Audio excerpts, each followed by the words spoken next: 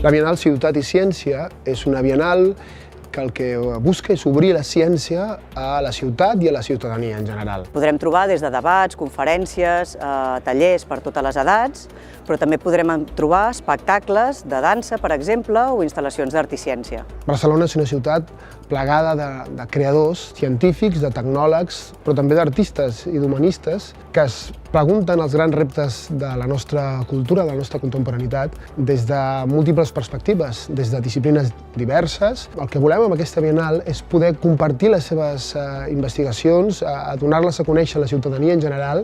Hi haurà tallers per nens, també per cinèfils, podran veure cinefòrums al Cinefenòmena. Farem una taula rodona sobre els artistes als laboratoris per obtenir tant projectes com mirades diferents tant a l'art i la ciència. Els ciutadans haurien de participar, anar a les activitats, perquè estan convocats, perquè són qüestions en les quals tots tenim coses a dir.